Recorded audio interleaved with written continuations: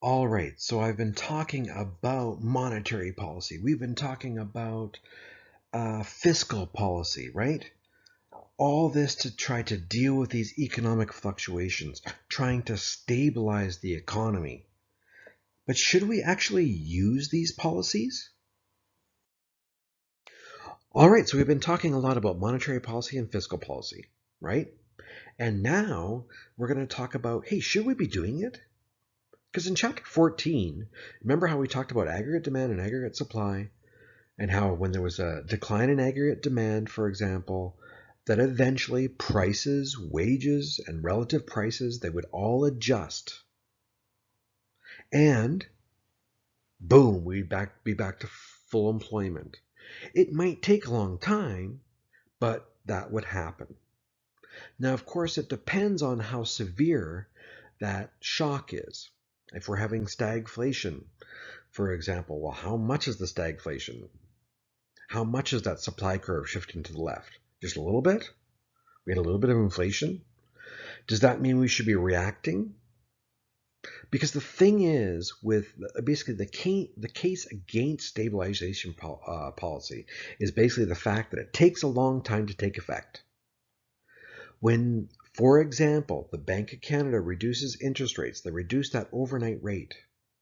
So now it's cheaper for banks to borrow reserves from the Bank of Canada so that they can loan out money for mortgages and things like that, or to businesses that want to invest. That, it takes a long time for that to play out.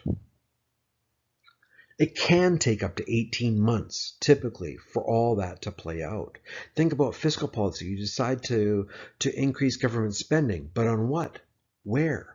It takes a long time to get the shovels in the ground and actually spend the money. So it does have a long lag, and I guess the argument against it, especially if it's a minor recessionary gap, we're not at full employment, should we be reacting right away? Because by the time it takes effect, it may have already corrected on itself. I don't think there's much of an argument for not conducting active monetary and fiscal policy when there is a severe recessionary gap. There is just no legitimate argument not to do that. But there might be a little bit of an argument not to do it, especially when there's just a minor little contraction, because by the time you take action, but by the time that action takes effect, the problem could have already resolved itself. So we're talking about time lag here, and there are three kinds of lag with monetary policy and fiscal policy. First thing is the recognition that, hey, we might, times are a little bit tough now. It takes a little while for us to realize we're in a recession. The recession numbers come out a little bit late. Sometimes it might be like just a minor recession at first, and we don't realize that it's cascading or getting worse and worse. So sometimes it's hard for us to recognize, whoa, there's just take some time. Whoa, we're in a recession. Last 3 months, like the first quarter of the year, we had a negative 3% negative GDP growth. Negative 0.3. Well, that's not bad. Well, it'll probably come up next quarter. Oh, it doesn't. Oh, now it's negative 4%. Oh, no. So it took us 6 months to realize, wow, we're in something more serious than we thought. So there's the recognition time lag. Then there's the action time lag. And it's not so bad with monetary policy. Monetary policy is pretty fast. I lower the interest rate, 0.5%, the overnight rate. All right. So it's pretty fast with monetary policy, much slower with fiscal because it's politicians making decisions. And that can take a long time. And then there's the fact of like, who do we give the money to? Where do we start? We got to start contracting out, road crews and other construction companies and things like that. All right. So it takes some time. And then it just takes time to get shovels in the ground. Anyways, and then there's the effect time lag. All right, so the Bank of Canada has lowered interest rates. How long does it take for the effect of this monetary injection to take place? So anyways, all three of these lags here together, combined, monetary especially, typically known for being 18 months. It starts having an effect earlier, but for the full effect to take place, 18 months. And I'm sure that's variable, and it depended on a lot of different variables, but that's just a guideline. We have a lot of automatic stabilizers in the economy. Yeehaw! Automatic stabilizers rock. Because as soon as there's a change in aggregate demand for some reason, there will be a change in fiscal policy without, and that's the key, without policymakers having to take deliberate action. So this is a way for there to be a response right away. And we don't have to wait for the politicians.